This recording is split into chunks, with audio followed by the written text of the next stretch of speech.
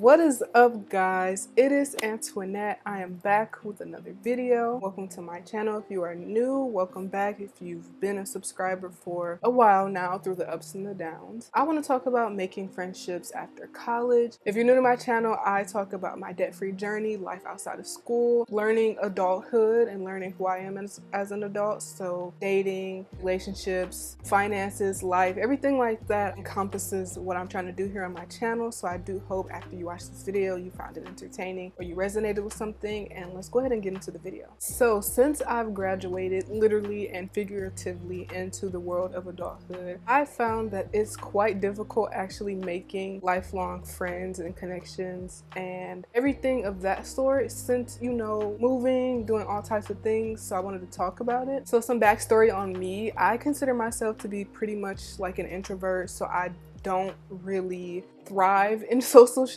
in situations where I have to speak to people. I don't thrive in those, as we can see. I feel like it's quite difficult for me to make new connections, and I don't think that's always been a thing. I think as a child I was able to make connections and I was able to make friendships. There's also reasons for that I, one, learned in classes of psychology, and two, just learned from my own experiences and observations and things like that. So I did have a pretty good friend group up until like 6th grade. Then after that I was the target. Not to be on my Queen Naija, you know, none of that stuff, but there was a lot of bullying going around, so I didn't make friends that easily, because after that I was like, you know what, it is what it is. I can't make these people happy. There's something with me that is not clicking with these people, so that didn't happen. I did move a little bit around a lot to a couple different schools, so that was what that was. High school, I feel like I was kind of a loner. I didn't go out and make the most of my teenhood, which is why I'm making up for it in adulthood. And it's hard because a number of reasons. If you don't have those social connections or those social situations young, I feel like the older you get, it's harder, because now you're thrust into this and nobody's gonna hold your hand. Nobody's gonna set up a play date for you and be like, hey, go hang out with so-and-so for this amount of hours, right? So adulthood is kind of different in the way we make connections and the dynamics, and I feel like the way people view things when it comes to friendships. So a big thing that I think changes the dynamic of friendships and making friends is relocation, jobs. There are a lot of people that I feel like move away from their hometown or home state for new job opportunities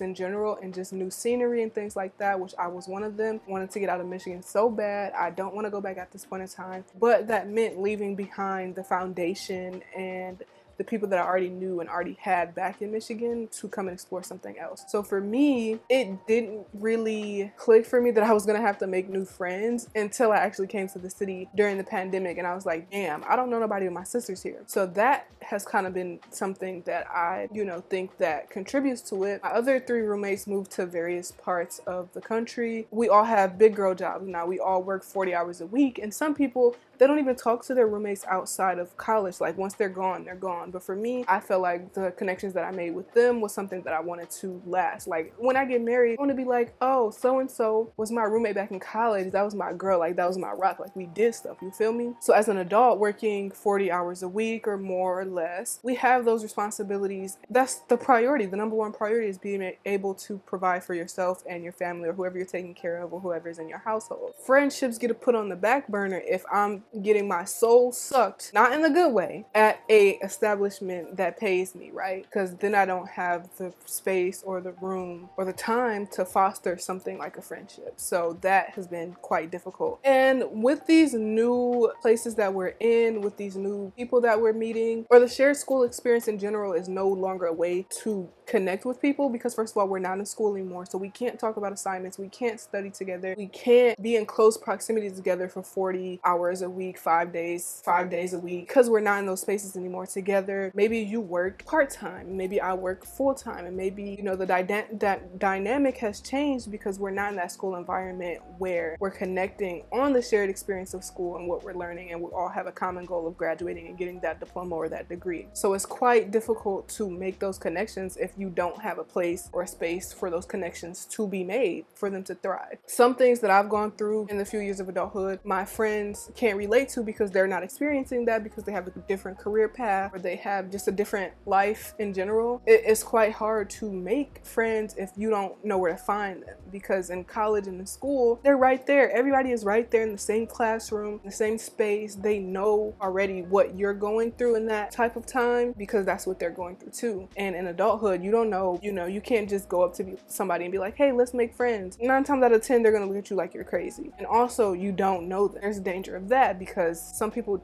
don't thrive like that, and I definitely don't thrive like that. I really have to be around you for a certain amount of time to even speak because of, 1, social anxiety, and also 2, being an introvert where I thrive on being alone most of the time. So I want to talk about the impact on relocation and long distance friendships. I feel like for me that has never been a problem because I made a lot of my friendships online in different fandoms. As a teen and early 20s on the internet, that is how I made friends, through the internet, and we would connect, and sometimes I fly to them and go visit them. So for me, it's always been about a few things that I feel like we're kind of losing recipes to. But I feel like in order to have a friendship long distance, we need communication. That doesn't mean we go 6 months without talking to each other. I don't feel like somebody who I haven't talked to in almost half a year or a year is my friend. We don't speak. How can you go with that long without speaking to me? You know what I'm saying? I think that people that call that clingy are the worst kind of people. I get that people go through things. I get that life happens. But if we haven't spoken in a minute to at least say, hey, how you doing? Not even like full-blown conversations, but something brief, we're not friends. We're probably never friends if we can fall off without having a conversation about it. You know what I'm saying? Whether it's a good or bad conversation. I really do think that for long distance, communication is the key. Setting up times where you can take a phone call or you can send them stuff. I know me and my friends, we send each other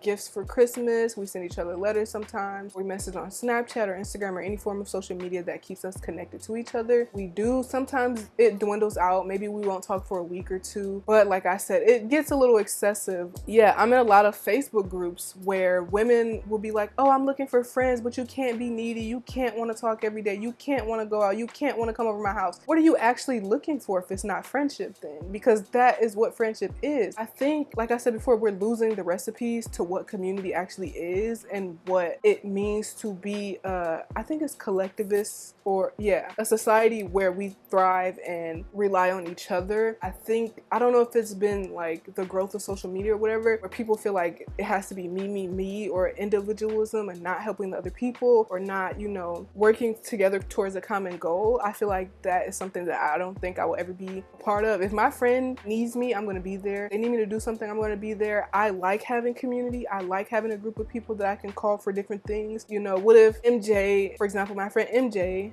I don't have a friend named MJ, but I'm just saying, what if MJ knows how to fix cars and I need my car fixed? Okay, if they can't do it, they know mechanics. What if so-and-so, I need a listening ear and I know she has good advice, So to think that everything can be done with just you is weird, and to expect to have friendships where you actually don't talk to the person or trust them or anything like that is also weird. You might as well just not look for friends, and I really find that odd. And I definitely never respond to those posts because it's like, babe, if I want to talk to you at 10 p.m. at night, I'm not expecting you to answer. Don't get me wrong. If you're asleep, if you're busy, that's fine. But if you just never at all respond back and I get a response 6 months later, you might as well just block me, because why? Why is that something that we need to do, and why is that something that we need to have? Everybody's threshold for communication, for friendship is different, but I feel like that's not a friendship, and I feel like that kind of contributes to the difficulties of becoming friends as an adult, because people play games is basically what I'm saying. Okay, this is one of the big ones for me. Growing up, I did not know that I was LGBT. Why did I just say like I'm not all of them? Why growing up, I did not know I was a lesbian. So part of my journey was realizing that, and I was around people who were not very supportive of it. Friendships,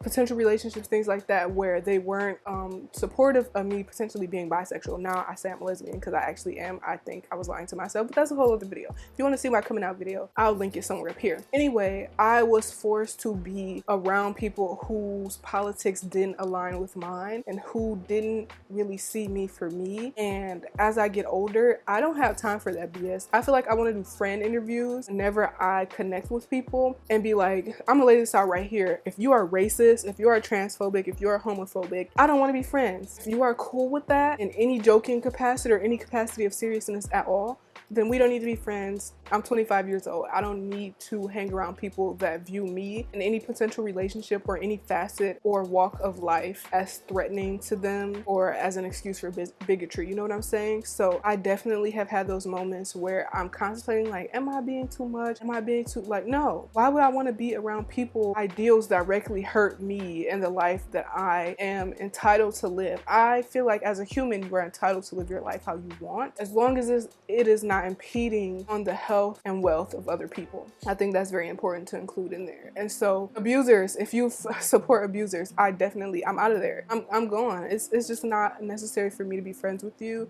Especially anti-blackness is a thing where other black people are also anti-black to their own black people and have harmful rhetoric. And I don't have time for it. And I think, oh, you just want somebody that thinks like you. It's like, no, I don't want you to be a minion or a clone of me and think everything like me. But when it comes to that stuff, that's not negotiable. For me, that's not negotiable. I don't think I want to hang around people who think that if I marry a woman, it's a sin or that it's stupid or anything like that, because that's not what I'm going for. That's not what I'm trying to do. I'm trying to live my life happy, right? Why would I voluntarily choose for someone to be in my life that's not making me happy? And I think that's quite difficult for me because I'm not a confrontational person. I have to work on that because, again, that's kind of a part of communication. So I definitely have begun to ask or have those conversations with people, because I feel like we need to know these things about each other before we get any closer. And that goes for relationships and friendships. They go hand in hand. I think a big thing that I have seen in so much of media and so much of real life is the importance of quality of friendships. And I've